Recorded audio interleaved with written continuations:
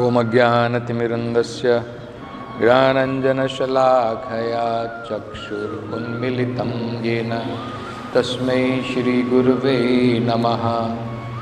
नमो ओम विष्णुपादाय कृष्णप्रेष्ठाय भूतले श्रीमते भक्तिवेदांत स्वामिन् इति नामिने।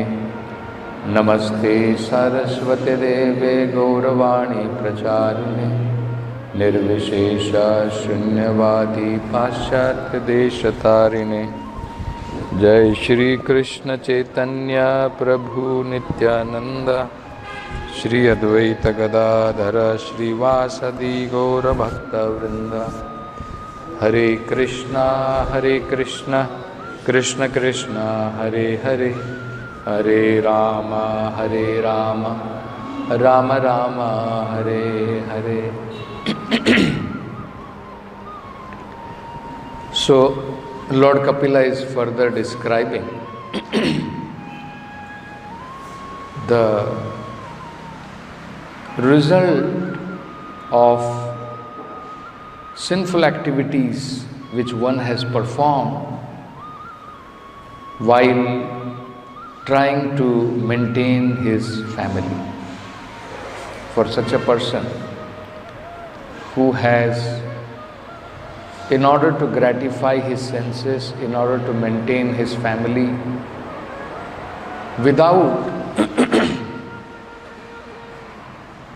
consulting the Vedic literature, one who has led irresponsible life, what will be the result of that? So it is said here, evam kutumbam bibhrana. Kutumba means family.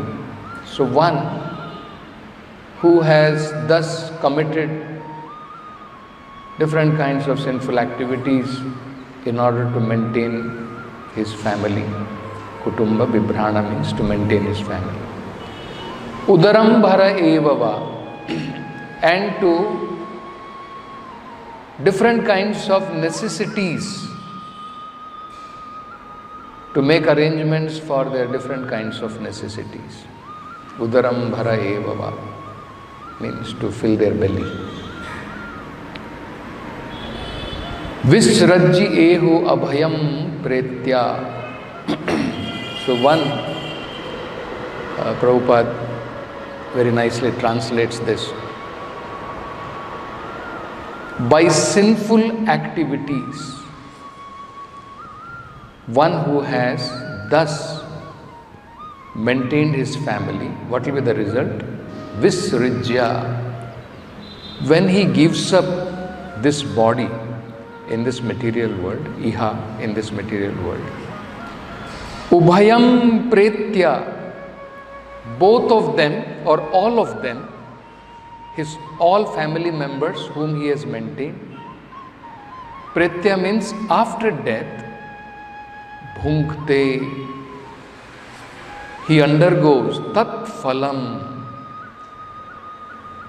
whatever he has committed, sinful activities, all his family members and he himself undergoes the suffering for whatever they have done.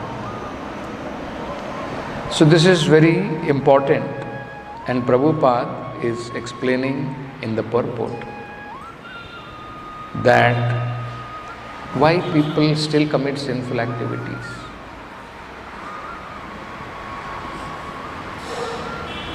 Why do people commit sinful activities? So Prabhupada is saying the mistake of modern civilization is that man does not believe in the next life. So he is thinking nothing will happen. What is there? This is a philosophy. Even Charvak Muni propagated this understanding that this life is all in all. After that, there is no more life. Why do you worry? Rinam kritva ghritam pibet yavat jivet sukham jivet भस्मी भूतस्य देहस्य कुतः पुनः आगमनो भवेत्।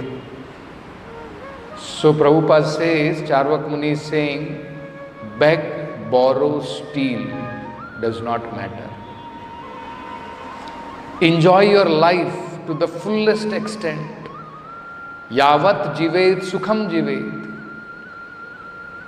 But if somebody says, you stole, you are under debts from somebody, you took money from someone, you have taken loan from someone, you will have to repay those loans in the next life, you have to suffer in the next life.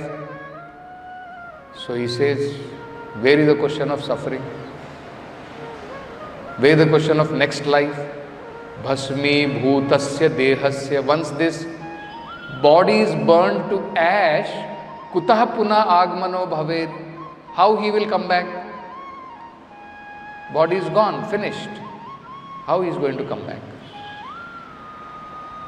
So, this is the mistake of modern civilization, because of which people are committing sinful activities. So, devotees have to make people understand that this life is not all in all. It is not that once we die, everything is finished. See, this is a very important understanding which needs to be given to people. If people are aware that they will have to suffer for the actions they are performing, because of that understanding and knowledge, there is good possibility that they will give up their sinful activities. Now people are ignorant, they have no understanding. Just like, say for example, we all know that if I steal somebody's money, then I will be penalized by the criminal department. If I cheat someone, then there is criminal department. If I kill someone, then we know that I will be penalized. So because of this understanding, we don't commit sinful activities. We don't commit crime. Just like people know that if I break traffic rules, say for example, and when he is penalized, then he becomes careful. Okay, I should not do it again. But as far as life is concerned, people have no knowledge. Here they can see the government, here they can see that police is active and he is fine. But unfortunately, people have no faith that there is next life. But actually, if someone is little intelligent, he can understand that if there is no governance in nature, in this material world, then why is it that someone is suffering, someone is enjoying? Why is it that someone is born blind? Why is it that someone is having so many disabilities? Why is it that someone is very intelligent? Why it is that someone is very ugly? Right? So, sane man can actually understand that one is simply enjoying or suffering the results of his activities in the past life. So this is very important. Prabhupada explains this in Bhagavatam. This is explained by, when this question was asked by Parikshit Maharaj to Shukdev Goswami, why do people commit sinful activities? What makes them to commit sinful activities?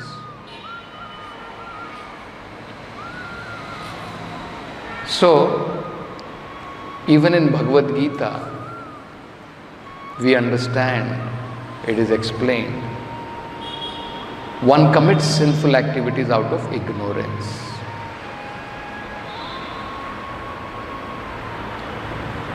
And sometimes one commits sinful activities even though he knows that this is sinful. He has understanding, he has knowledge. But still he commits sinful activities because of influence of modes of material nature.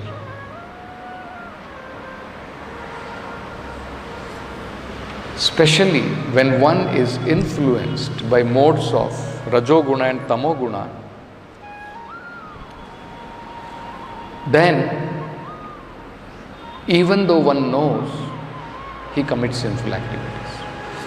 Just like it is not that people who are robbing somebody's money or killing someone, it is not that they do not know. They know very well. If I am caught, I will be punished. He knows that. But still, they are forced to commit sinful activities because of influence of Rajoguna and Tamoguna. Later on, sometimes they may repent. Say for example, because of Tamoguna or the modes of Rajoguna, one becomes very angry. And in anger, he loses his intelligence. He cannot discriminate. When one becomes lusty, he loses his intelligence. He cannot discriminate. This should be done or this should not be done. So then they commit sinful activities and then they may repent. It should not have been done. So that means he is aware that this is sinful activity. It's like sometimes devotee will also be aware that I should not break regulative principles. But then the force of material nature is so, the influence of Rajoguna and Tamoguna, that even after knowing, he may break. So, then Parikshit Maharaj asked this question. How one can get rid of this? So then Shukdev Goswami gives him 3 processes which are prescribed in the Vedic literatures. One is called the process of atonement. That one should atone for whatever sinful activities one has done.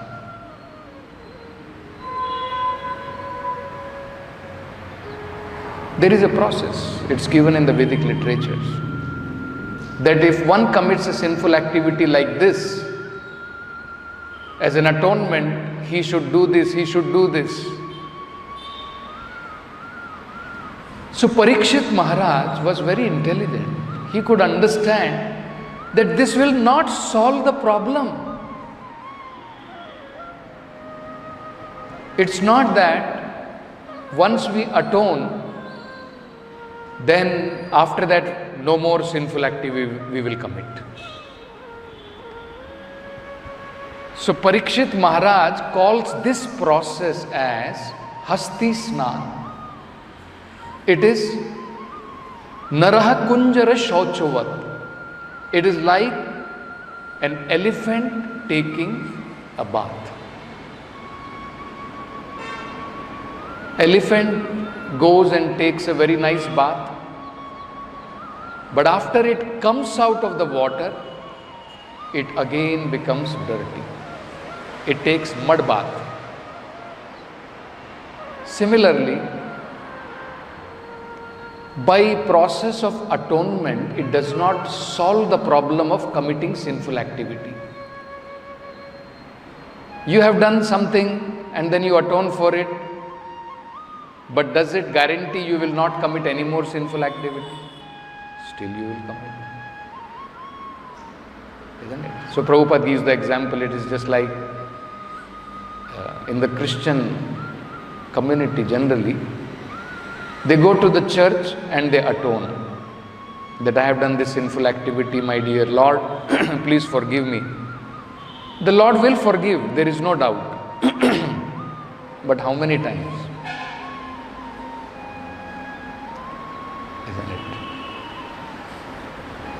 So God has not taken a contract that every time you commit sinful activity and then you come and atone for it. Accidentally one has fallen down is different. But if once it becomes an habit that I will commit sinful activity and then I will go and I will atone for it, I will be free. So now I am pure, again I can commit, again I will go. Isn't it? Actually that is considered to be more sinful. Namano balad yasya hi papa buddhi. One who commits sinful activity on the strength of the holy name of the Lord is very sinful. It's a great offense. So, then Shukdev Goswami says, he gives the process of cultivating knowledge. And he says, one commits sinful activities out of ignorance. And if ignorance is removed, then automatically he will stop committing sinful activities. So, Parikshit Maharaj, he replies by saying that actually, even this process of cultivation of knowledge does not guarantee that one will not commit sinful activities once again. He gives an example. He says, by the fire of knowledge, one can burn all the sinful reactions to ash, but the seed remains. So he gives an example. If there is a forest and you burn it, then yes, it looks like everything is finished, vanquished, gone. But then, the moment once again there is rain, because those seeds are still there in the ground, once again they will flourish. And once again there will be jungle. And that's how we find that people, it's not that people are not aware, but those seeds of sinful desires are there, and the moment there is opportunity, when there is no opportunity and we are aware that yes, this is sinful, then we don't commit. But when there is opportunity, even though we know I am doing something wrong, but still we commit. So it's not true that just by knowledge one can overcome doing sinful activities. But yes, knowledge is very important because the root cause of doing sinful activities is ignorance. So then Shukdev Goswami gives him the third process And he says that awakening of Krishna consciousness, awakening of devotional service, it is like rising of the sun. Niharam iva bhaskaraha. So he says, so Prabhupada there explains that it does not even require the sun to shine like in the afternoon, which is very, very intense. Even the mild sunshine can completely dissipate the darkness, the fog of ignorance, the darkness of ignorance. That is why it is said, Krishna hai Surya sama, Maya hai Andhakar. Jahan hai Krishna tahar nahi, Maya radhikar. So, the most important process actually to get rid of sinful life is awakening of our original Krishna consciousness. Originally, we are all pure, being part and parcel of Krishna. But because now, in the present life, we have forgotten our relationship with the Supreme Lord. Acting independently, we have come to this material world, and in this material world, in order to enjoy our senses, we are committing so many sinful activities. That's why Prahlad Maharaj says, because they are pramatta kurute vikarma. They have become maddened after sense enjoyment, and because of that they commit sinful activities. So this is the reason. So I was just reading in Bhagavatam the story of King Puranjana, which Narad Muni is explaining to King Prachin Barhi in order to make him understand the sinful activities he was performing in the name of sacrifices. So King Prachin Barhi, his sons Prachetas were already delivered by Narad Muni, by his mercy. They were not into these even Karmakandiya portions of Vedic literature. So, in order to enjoy his senses, Narad Muni showed to King Prachin Barhi how the animals he has killed in the sacrifices, because there is no guarantee that every sacrifice he has performed is performed properly. Even if there is little discrepancy, the animal sacrifice may not get a human life. And then he awaits punishment because of that. So Narad Muni very mercifully told him that how so many animals whom he has killed, they are all awaiting him to die. And then all of them will take revenge of their death. So, in order to illustrate this,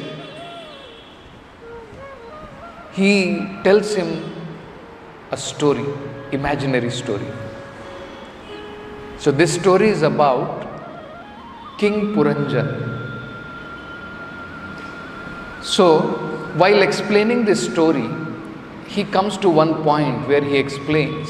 So, in the beginning, he explains that King Puranjan was looking out everywhere, different places where he can get satisfied, where he can get happiness.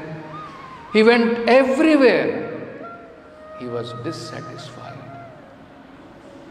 So Prabhupada explains this is the nature of this material world. The living entity, Puranjan, is one. Pura means city. It also means this body. One who is residing in the body, the soul, the Atma, that is Puranjan. So every living entity is Puranjan in this material world. Because we are all residing in this kingdom of this body and trying to enjoy this body. So first he tried everywhere. He was not satisfied, could not get real satisfaction, happiness. Finally, when he went to a certain part near the Himalayas, he was little pacified, he was little satisfied. There he saw one city which had 9 gates.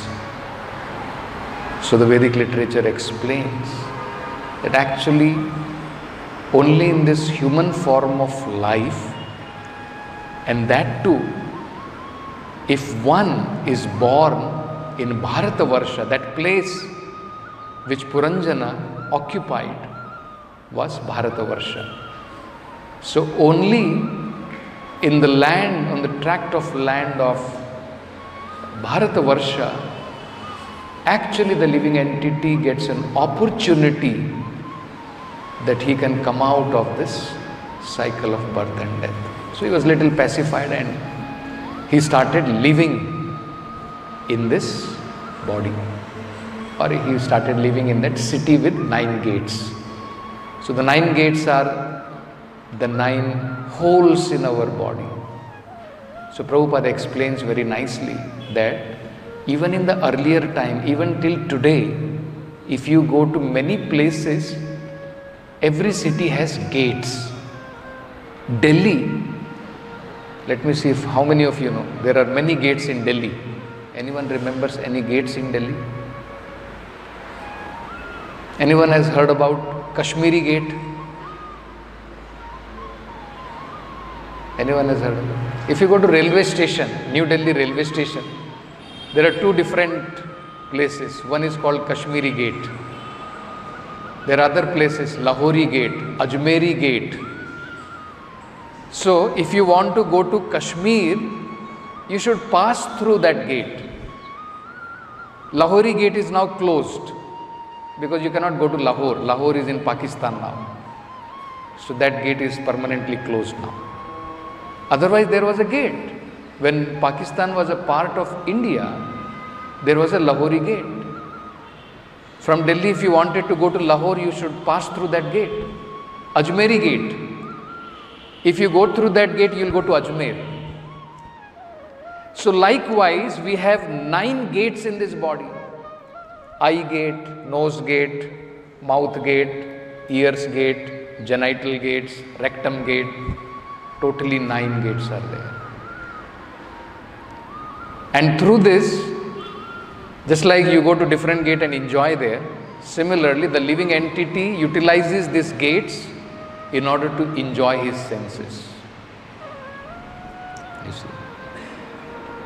So through the eyes we enjoy sense objects of form. Through ears we enjoy shabda, like that. Different varieties of enjoyments we get. And then in this city, he saw one beautiful young woman roaming around, lonely, alone. And he was captivated by the beauty of this woman.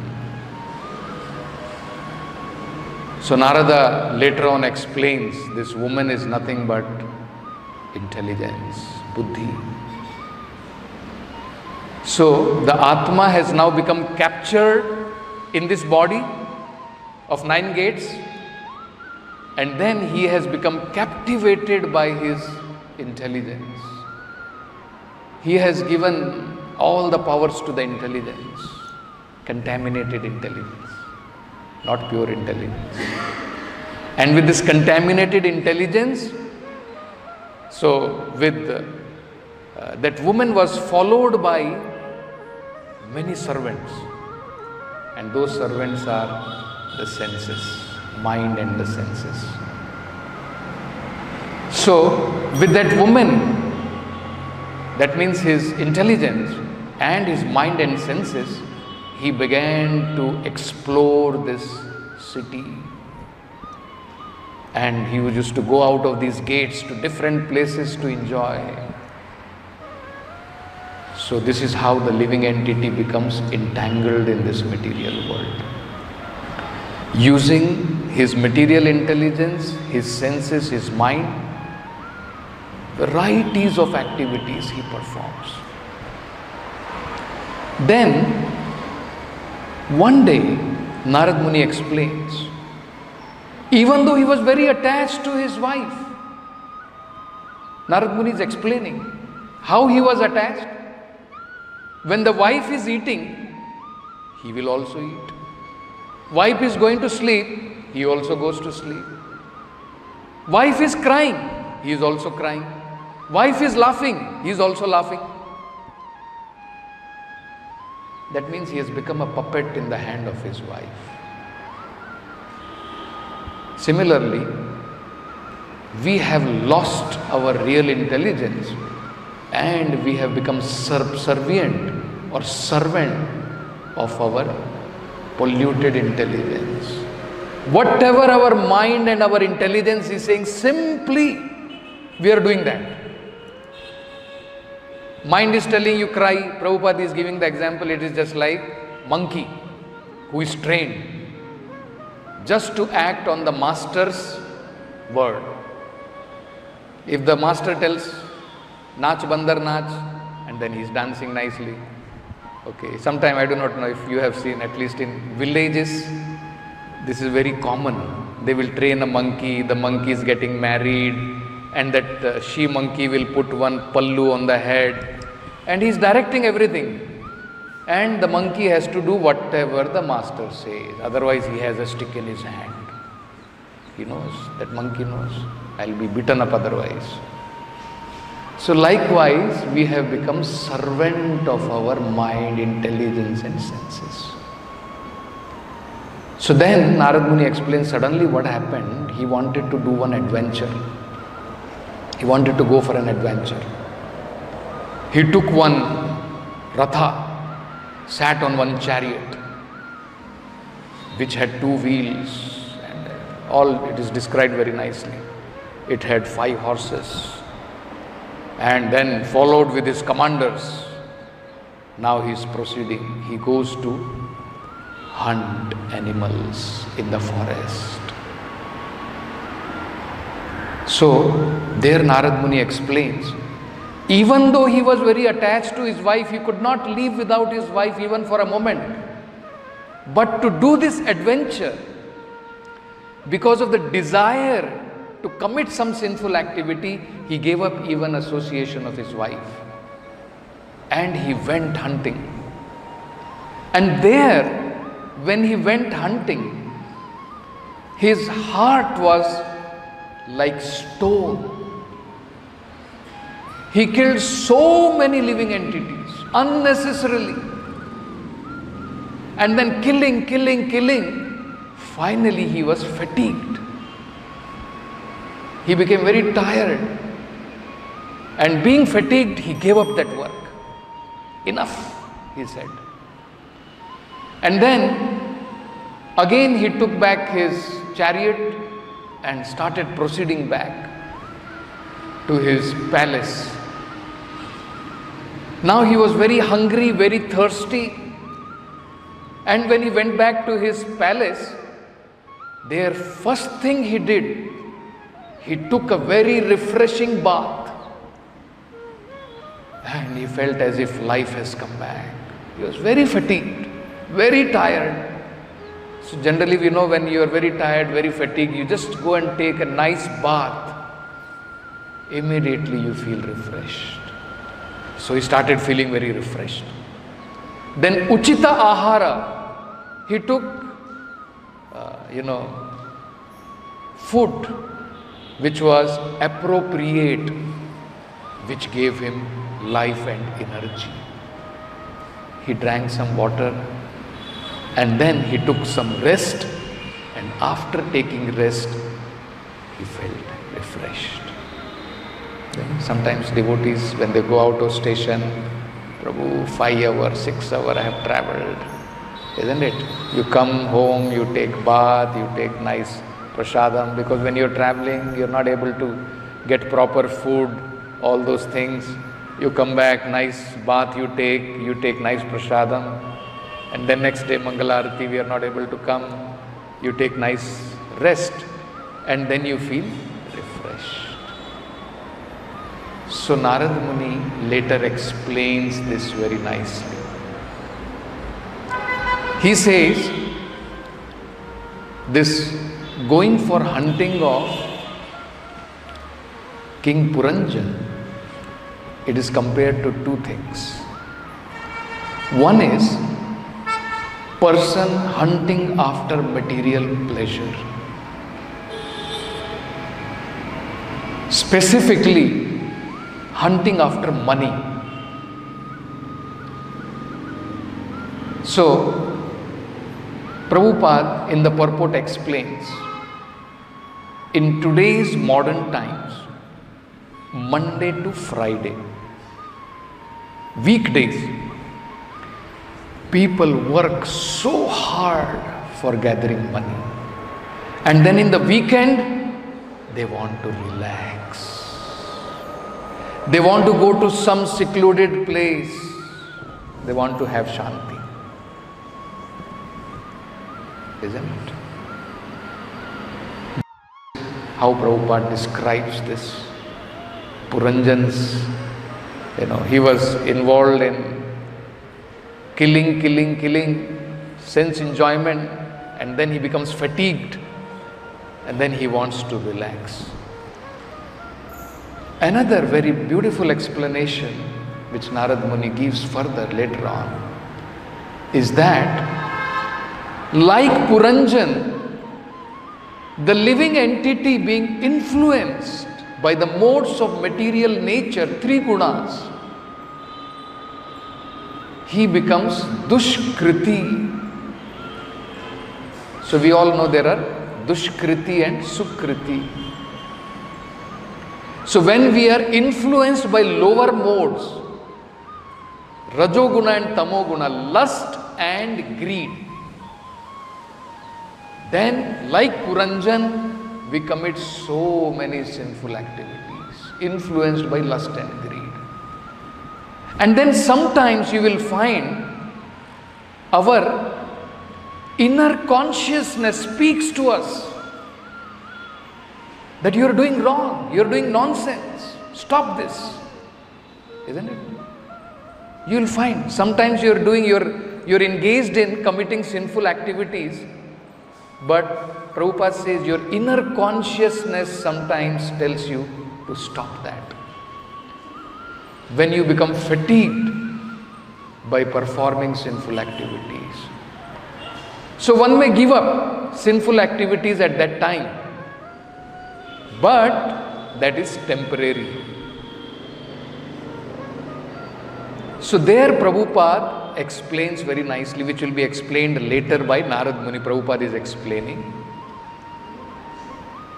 His King's Puranjan coming back to his palace, taking a refreshing bath, is compared to one after fatigue from this material sense enjoyment, giving up that process and somehow or other taking instructions from a bona fide spiritual master. And one becomes refreshed. One becomes refreshed from this sinful life, from this life of sense gratification, by receiving instructions from the spiritual master.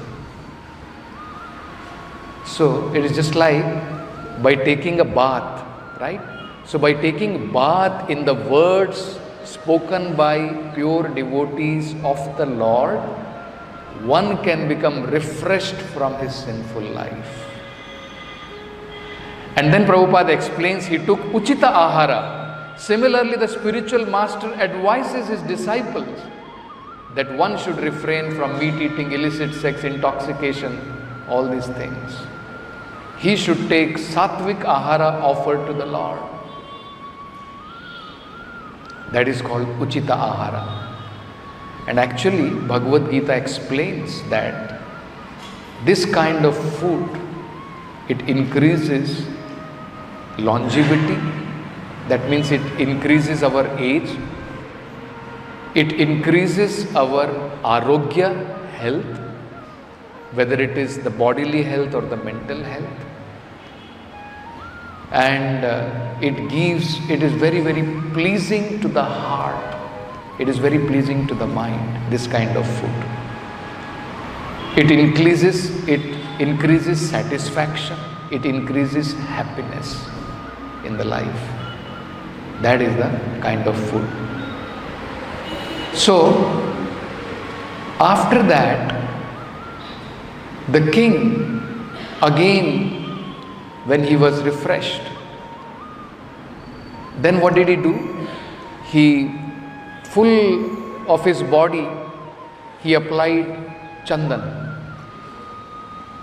sandalwood paste, and then he wore one garland, and he decorated his body with different ornaments, and then he felt still more refreshed. Correct. You take a nice bath, your hunger you satisfy with nice food, everything, and then after that you apply sandalwood paste, your body will become cool. Whatever your body was completely fatigued and it was burnt because of so much of endeavor, you will get so much of relief. So, there Narad Muni explains, this is called Sadhu Bhushanam. When the living entity becomes decorated with godly qualities because of following the instructions of the spiritual master, then he becomes fully refreshed. Then he becomes fully refreshed. And then, further what happens? This King Puranjan, now he has become refreshed, but his mind is overtaken with lust. And then he is searching after his wife to satisfy his desires. So there Narad Muni explains that even though sometimes one is initiated in Krishna consciousness and one is taking appropriate meal also, he has taken to Sattvic Ahar, he is following the regulative principles. But if he does not follow the rules and regulation given by the great acharyas, there will be impediment in his devotional service and he will become subjected to lust and greed. So there Prabhupada explains, Brahmachari will again become lusty. Vanaprastha, the wife and husband who have thought now we will retire and we will devote our life to Krishna consciousness, may again become indulged in family life once again. Sannyasi may start looking for other women. This will be the result. And there Prabhupada explains, that is why Rupa Goswami has explained, even in devotional service, Atyahara you should avoid. Prajalpa you should avoid. So there Prabhupada talks about 6 things should be avoided. Overeating, over-collecting of money for grahasthas, overindulgence in hard labor, atyahara prayasa, prajalpa, niyamagraha, not following rules and regulation or following them without understanding the spirit, janasanga, associating with materially minded people, lolyam and greed. These things one should avoid. Then one can raise his Krishna consciousness. Otherwise, even after taking initiation, one can fall down into sinful activities. So, we have to be very alert of what the Vedic literatures are talking about. And so, we'll stop with this. Granth Raj Srimad Bhagavatam ki jai, Jagat Guru Srila Prabhupada ki